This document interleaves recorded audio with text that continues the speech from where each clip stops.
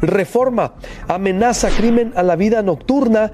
Desde ayer, por cierto, unos reportajes de Reforma en donde pues los jóvenes, muchas muertes, golpes, lesiones en Los Santos de la Ciudad de México. Es decir, también salir ahora allá en la Ciudad de México, estaban documentando cómo estaban siendo golpeados jóvenes, cómo estaban siendo asesinados. Ojo, aquí no cantamos mal las rancheras. Es cuestión de empezar a documentar. Arremeten exlíderes del tricolor contra Lito, lo que le hemos dado seguimiento, y estaremos también en escena ese tema. A ver, ¿cómo interpretar lo que ocurrió en Estados Unidos? Y hemos contactado a una voz muy importante, exfuncionaria del Pentágono, especialista en temas de seguridad, que conoce muy bien Estados Unidos y México. Teníamos mucho que no te escuchábamos, nuestra apreciada Ana María Salazar. ¿Cómo estás? Bienvenida, buenos días.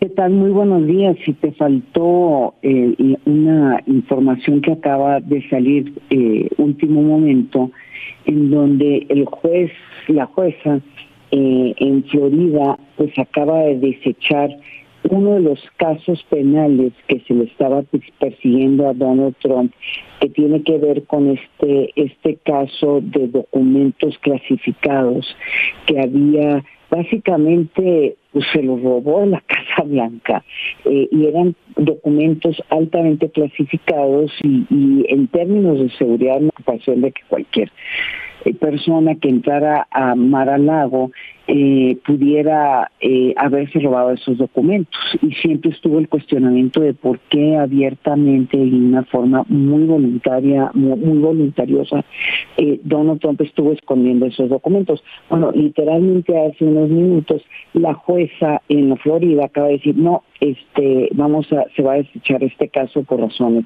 de procedimientos. Entonces, de los cuatro casos penales que había en contra de Donald Trump, acaban de desechar uno de estos casos. La Suprema Corte hace algunas semanas también salió con una decisión muy importante en donde casi le dan una inmunidad absoluta al presidente de los Estados Unidos. O sea, fue un caso que llevó Donald Trump a la Suprema Corte porque está buscando que se desechen otros casos, particularmente el caso del 6 de enero, en donde él hace un llamado a la insurrección.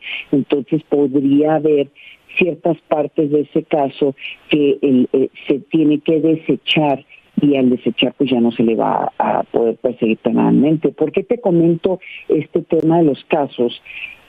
Porque si lo pones en el contexto de lo que sucedió esta semana, de este atentado terrorista, o pues ya le están llamando terrorista, pero este atentado en contra de Donald Trump, en cierta forma lo que ya era una carrera cerrada, lo fortalece, ¿sí?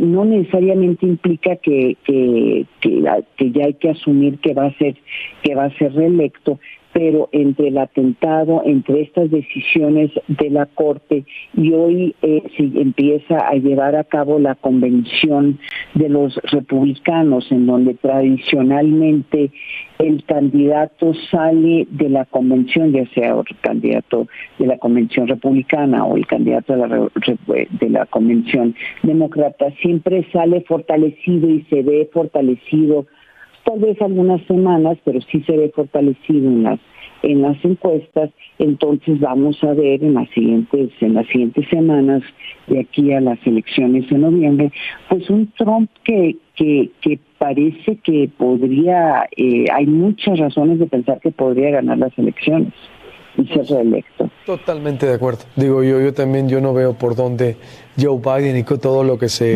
dice. Yo no te digo, y es uno de los comentarios que estábamos haciendo entre colegas. Como tú sabes, tengo un programa de televisión en donde tenemos varias personas que son, entre ellos operadores políticos o gente que maneja las campañas, republicanos y demócratas.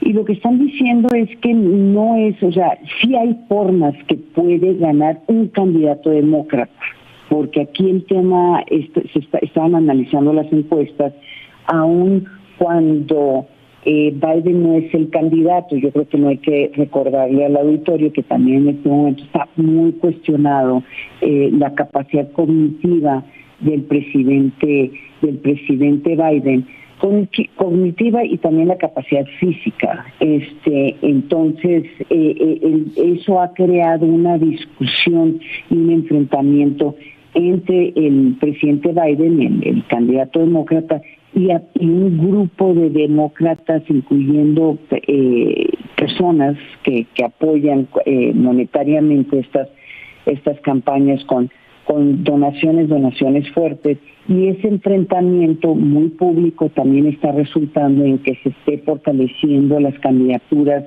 en este caso de Kamala Harris, que es la vicepresidenta. Entonces, las encuestas son muy interesantes ahorita, en donde uno pensaría que hay una gran distancia, y la distancia no es tan grande. Hasta todavía hay que ver qué va a pasar con las encuestas de esta semana y después de la convención, a ver qué tanta distancia logra sacar Donald Trump, pero no es, obviamente el presidente Donald Trump tiene una ventaja, pero no se puede dar por hecho de que va a ganar, porque si hay diferentes caminos en que puede ganar el candidato demócrata. Sí ve las encuestas, particularmente las encuestas de los 6 estados bisagras. Hay que también recordarle al auditorio que las encuestas que tienen que ver del voto por voto, o sea, el voto nacional, en verdad son interesantes, demuestran tendencia, pero son literalmente, es en 6 estados donde se va a definir las elecciones en Estados Unidos. Uno de los estados fue en este estado donde se llevó a cabo este atentado en contra de Donald Trump, que es Pensilvania, pero esto lo que hace interesante, mucho más interesante y mucho más importante, es decir, seguir casi a diario lo que está pasando en estas elecciones, porque hay que estar casi revisando a diario lo que está pasando en estos 6 estados bisagras. Estoy de acuerdo, sin duda, no falta, ¿no? Pero me refiero, después de esto, vamos a ver hacia dónde va. ¿Qué opinas del atentado, Ana María? ¿Frente a qué estamos? Están calificando terrorismo doméstico, ciertamente, ¿no? Pero, sí. ¿Qué opinas de esto? Mira, es sorprendente que no haya sucedido antes. No solamente en contra de Donald Trump, sino particularmente en contra de Biden, en contra de Barack Obama. Cuando Barack Obama era presidente, la retórica es cuando empieza esta retórica y esta polarización, en parte promovida en ese momento por Donald Trump, donde literalmente él estaba acusando que el presidente de Estados Unidos ni siquiera era estadounidense, y en donde él decía que demuestre su acta de nacimiento, que nos demuestre que es estadounidense. Y además Barack Obama, con el nombre que tiene, y además de ser el primer presidente negro de los Estados Unidos, pues obviamente como que fortaleció este proceso de polarización, que se hizo también muy latente en el proceso en el proceso del 2016 con Hillary Clinton como la candidata, y de nuevo pues haciendo muchos cuestionamientos. O sea, la polarización que ha habido en la política interna en Estados Unidos ha sido catastrófico en los últimos 20 años. Entonces, lo que le sucede a Donald Trump es un reflejo también de lo que está sucediendo en Estados Unidos con estas masacres, en donde una persona que está desquiciada, con problemas mentales, se empodera o se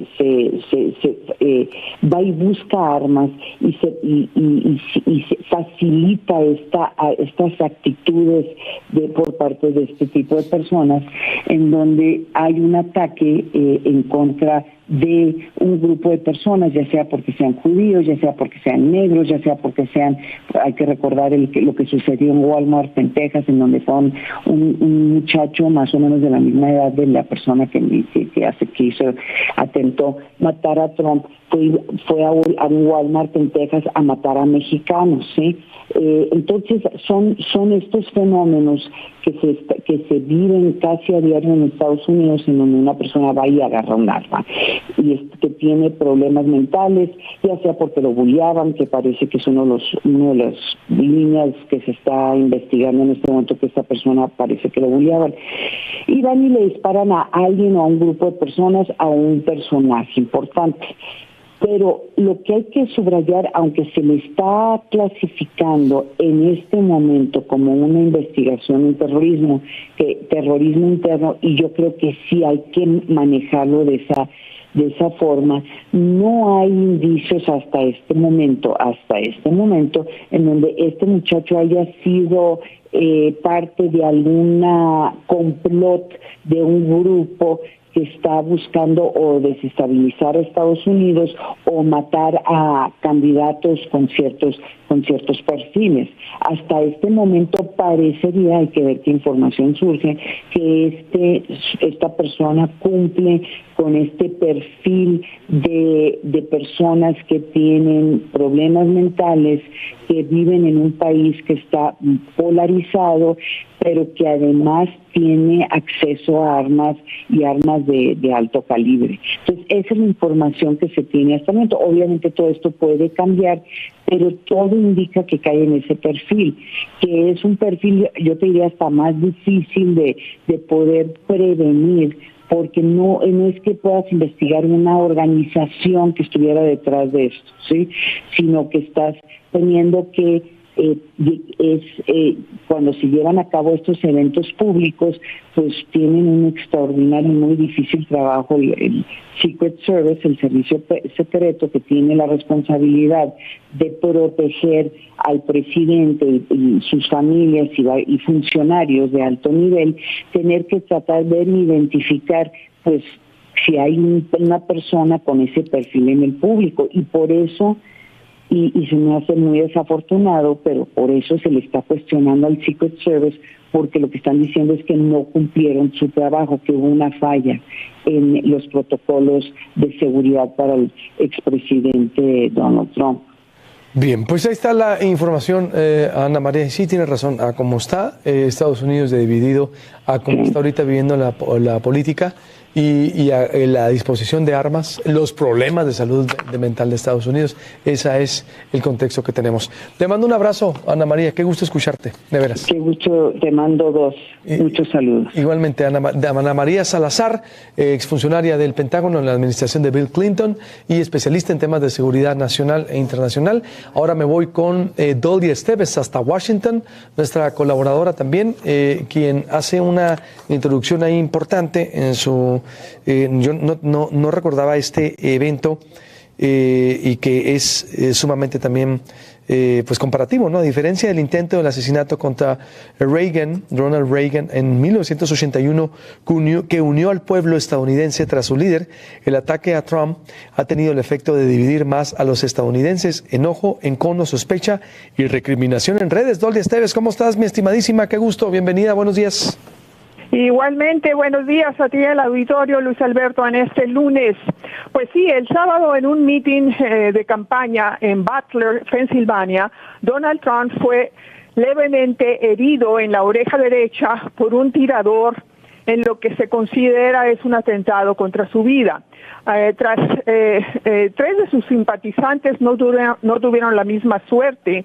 Uno, de hecho, murió en el acto y otros dos siguen gravemente heridos en el hospital. Trump, sin embargo, pasó el domingo, es decir, ayer, jugando golf. No trae ni siquiera una venda en la oreja derecha.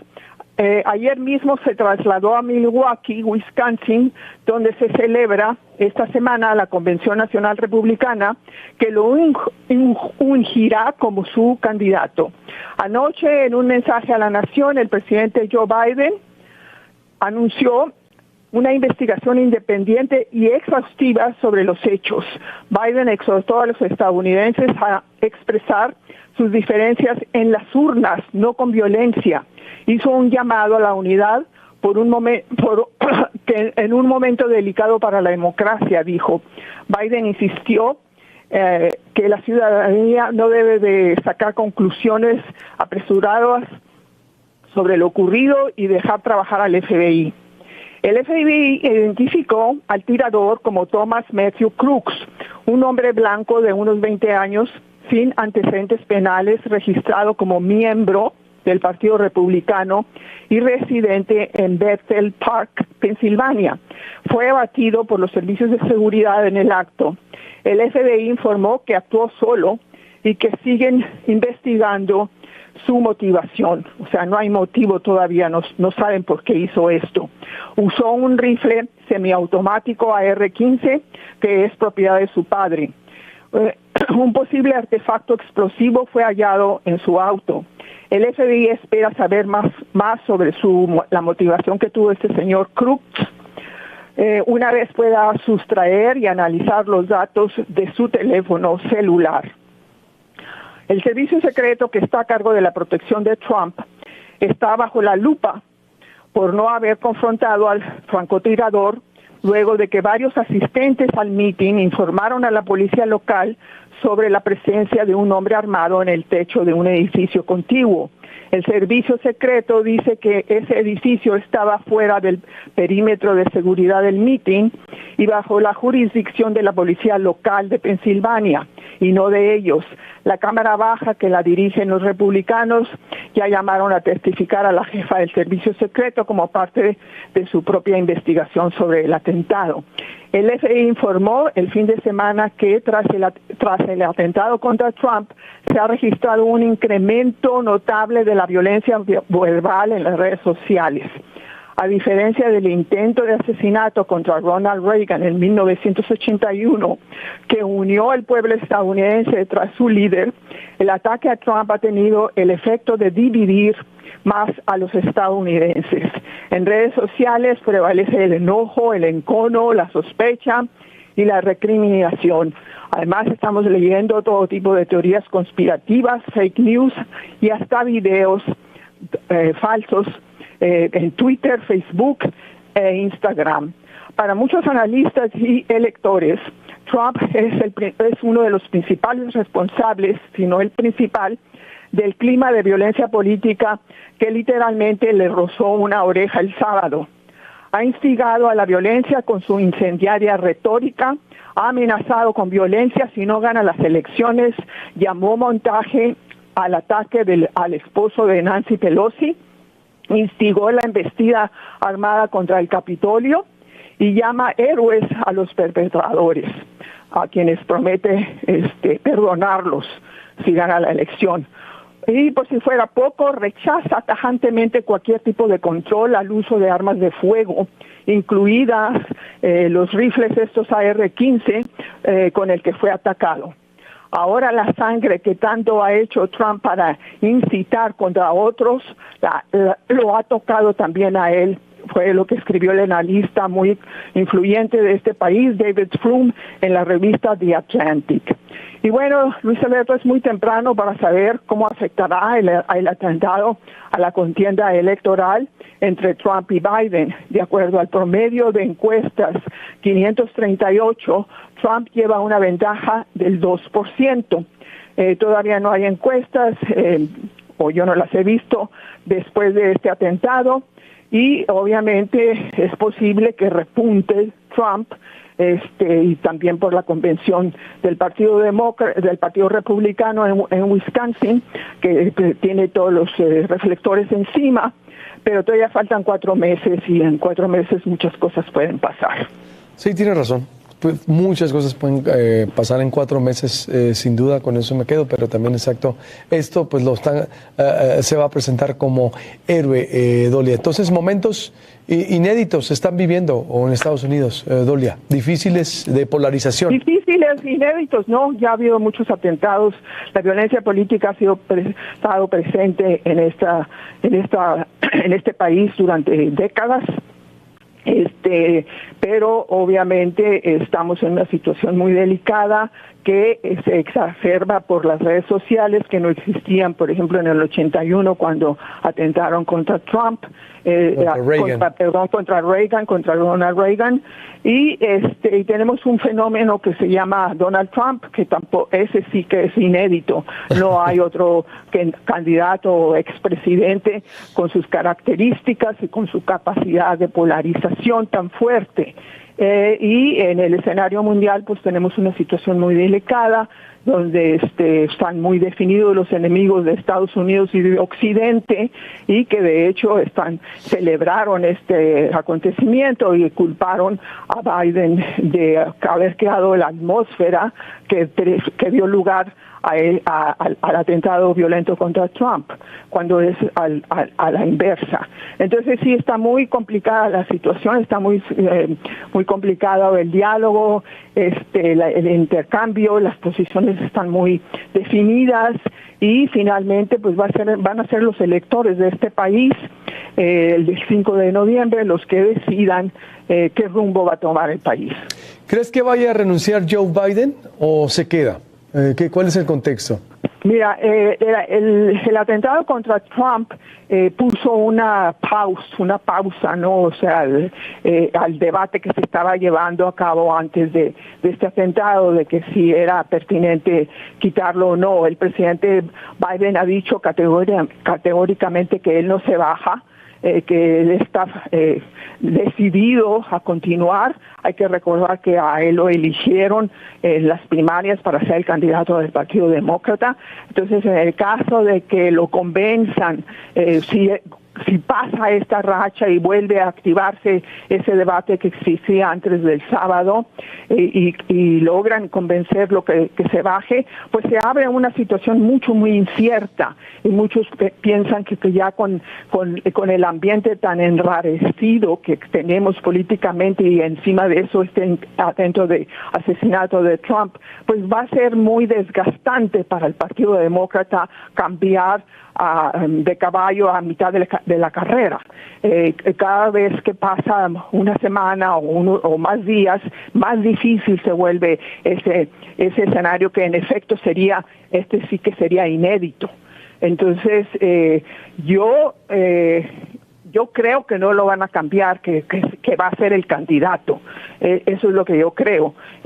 Yo veo muy difícil un escenario en el que se le cambie. Solamente él dijo, cuando la conferencia de prensa que dio aquí, dijo claramente, yo me voy si me convencen que pierdo. Que definitivamente las encuestas me desfavorecen de una manera irreversible. Entonces yo renuncio a la candidatura. Las encuestas todavía no muestran eso.